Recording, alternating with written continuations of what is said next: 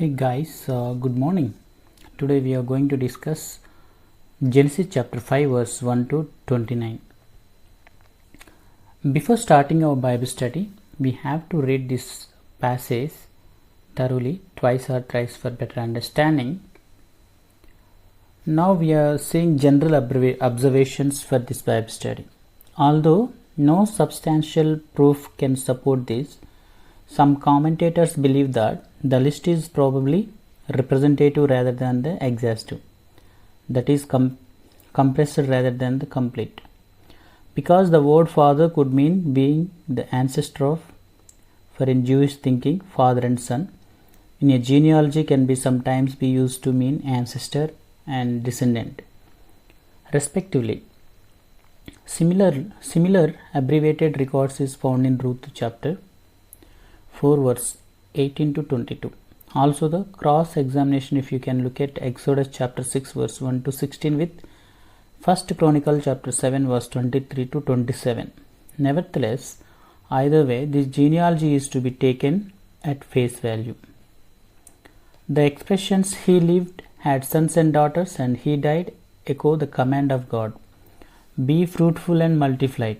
When you look at Genesis chapter 2 verse 17, and the curse of sin you shall surely die, chapter 1 verse 28 respectively. These two recurring phrases, according to MacArthur, carry redemption history forward. Simply, based on a strict interpretation of the chronology, a timeline of Genesis chapter 5 can be drafted. The first one is, an interesting fact is that this passage is juxtaposed with chapter 6 verse 1 to 8, which is the ever increasing human depravity on a worldwide scale.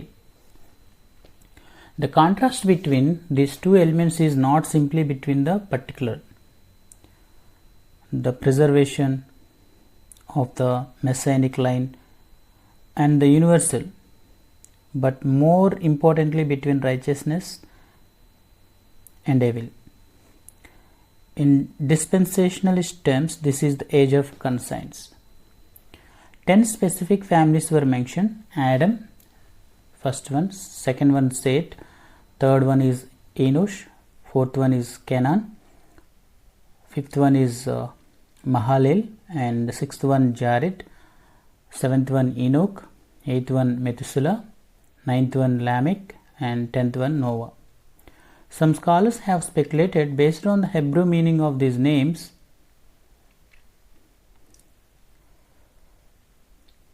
that the gospel message is marvelously hidden in this seemingly plain and simple Attendelvian genealogy. The incredible longevity of pre-flood mankind. One of the most striking aspects of the passage is the great age of the first people in Genesis. Other ancient Near East texts attribute even longer lives to earlier generations. Example, the Sumerian king mentions kings who reigned, interestingly, before a flood for periods of 28,880, 36,000 and 43,200 years. Given that the lifespan of people today, and at least since the flood, is much shorter than the lifespan of those listed from Adam to Noah, the question is often raised as to whether the remarkable longevity of these patriarchs, as given in chapter 5 verse 1 to 32, should be taken at face value or whether their longevity has some other explanation. Some have suggested that the figures should be understood as symbolic examples, that they may be related to various astronomical significance, or that the figures were calculated by a different numeric method. Example, that they should be divided by a factor of 5 plus in some cases the addition of number 7 or 14. No writer, however, has offered a convincing alternative explanation, and none of the proposed alternatives can be substantiated with any certainty. The traditional understanding is that the number should be taken at face value, often assuming that something changed in the cosmology of the earth or in the physiology of humans, or in both, after the flood, resulting in a rapid decline in longevity finally stabilizing at a normal lifespan in the range of 70 years to 70 years or 80 years. When you look at Psalm chapter 90 verse 10, we can understand that. A longevity of life. Another result of the water being above the firmament in which the birds fly would be the shielding effect from cosmic radiation. Scientists have studied how much solar radiation is filtered by water. Dr. Joseph Dillo reports their conclusion in his book, The Waters Above Earth's Pre-Flood Water Vapor Canopy. In Heaven and Earth, System 1,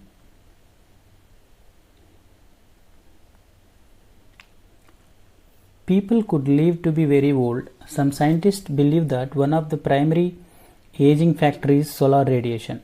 By filtering out the harmful radiation as water canopy would do, humans might be able to live close to 1000 years. The Bible reports that Adam died at 930 years of age and that Methuselah lived almost 1000 years after the flood. The ages of people dropped off drastically to an average of 70 to 80 years. A lot of people think that you cannot believe the Bible when it says people live to 80 years. A lot of people think that you cannot believe the Bible when it says people lived to be 800 or 900 years old. That it must be a different kind of year, or the writer did not know quite what he was talking about. Isaac Asimov for one said Adam did not personally live 930 years, but that this tribe lived that long.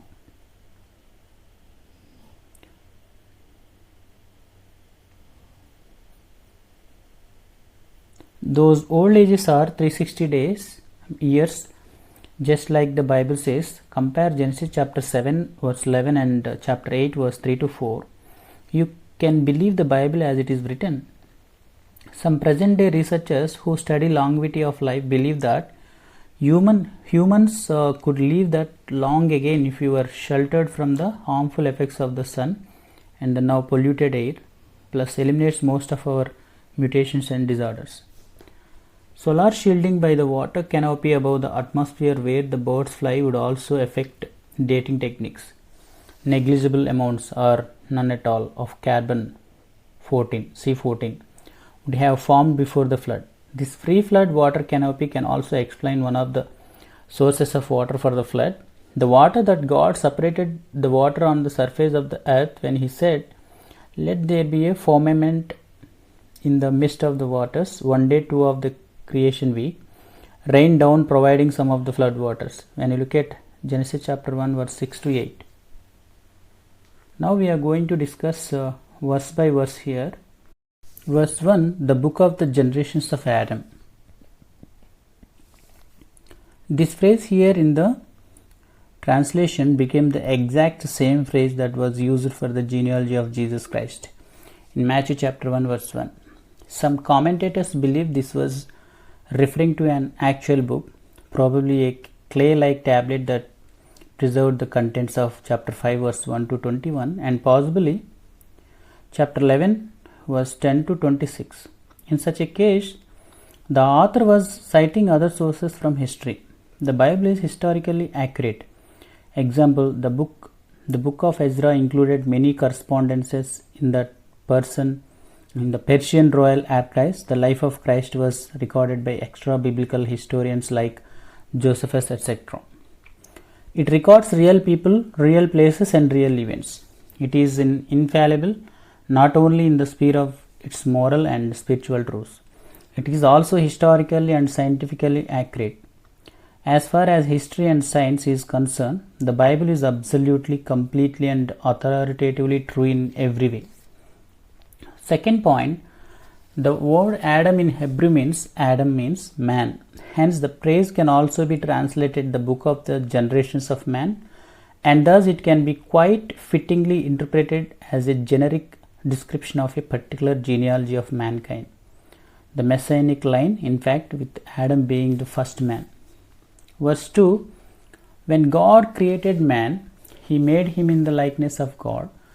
Male and female, he created them, and he blessed them and named them man when they were created. The first point, the doctrine of imago, secular psychology, sociology, and anthropology have all set their wrong feet out on their metaphysical quest of answering, who am I? And thus, when they see man, they see within him neither his natural fallenness, nor the image he bears his maker. But for the latter, Scriptures makes it clear that we are not only made in the likeness of our Creator, but were given dominion over all creations. When you look at Matthew chapter 19 verse 4, Mark chapter 10 verse 6, to deliberately reduce man to any state of being lower than that to which he was created. Example, the tree-hugging environmentalist extremists may believe that humanity is no different or perhaps even worse than other animals. Is perhaps a quite bizarrely reverse kind of idolatry. Now we are going to see verse 2. The phrase male and female, he created them, probably had not caused any problem whatsoever for several millennia until the sweeping tides of radical feminism and LGBT movement in the last century. Ever since then, biblical gender roles have been under serious attacks at all fronts. The devil is indeed exceedingly crafty in all his schemes.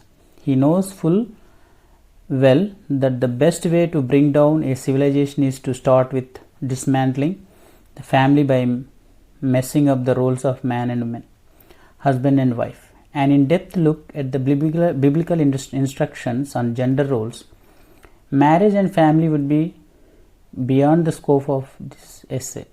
When you look at Ephesians chapter 5 verse 22 to 33.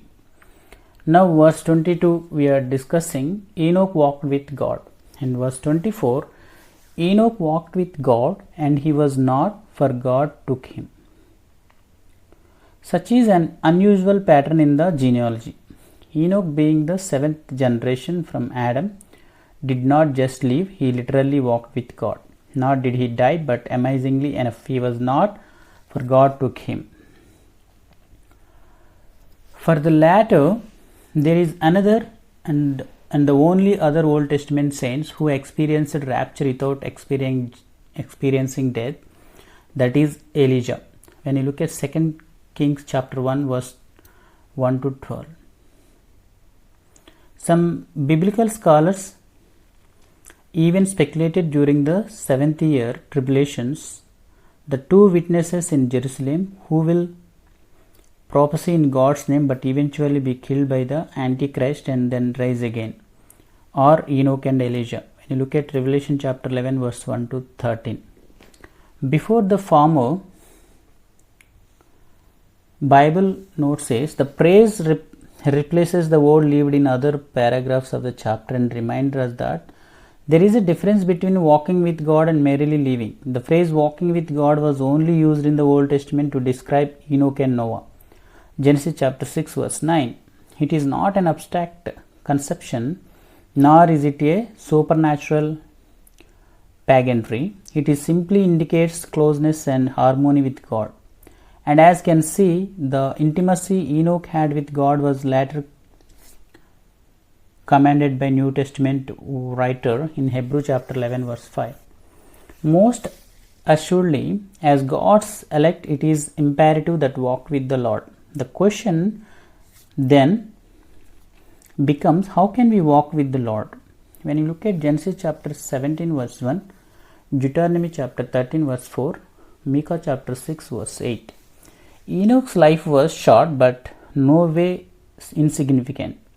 He even proclaimed the word of God against the wicked culture he lived in. When you look at Jude chapter 14, Jude verse 14 verse 16. Enoch lived in an age of increasing depravity, yet he remained faithful and pure. Now we are going to see verse 25. Methuselah. An interesting note here is that Methuselah in Hebrew means he dies, there is a dot, or he dies, there is a sending forth, or simply something will come after he dies. The thing is, of course, the flood. Another interesting note is that Methuselah lived 969 years, the longest record on earth. Verse 29, out of the ground that the Lord has cursed, this one shall bring us relief from our work and from a painful toil of our hands. The first point we can discuss, the Hebrew words for rest and comfort are Nauk and Naukum, respectively, both of which resembles Noah. Noah was a righteous man. When you look at Genesis chapter 6 verse 9, and his faith had made it to the hall of fame of the faithful. Hebrew chapter 11 verse 7. Second point, Lamech understood the curse of sin. He personally felt the burden of it. That's why he named his son Comfort and Rest. Do we feel the same way? When you look at Romans chapter 8 verse 22 to 24, puts it, groan inwardly for the redemption of our bodies. Lamech might not truly find his peace in Noah, yet we have found our peace in the Lord. When you look at John chapter 16 verse 33, we can understand how we will get that peace. I hope you can understand this Bible study. We'll meet in our next Bible study. God bless you. Thank you.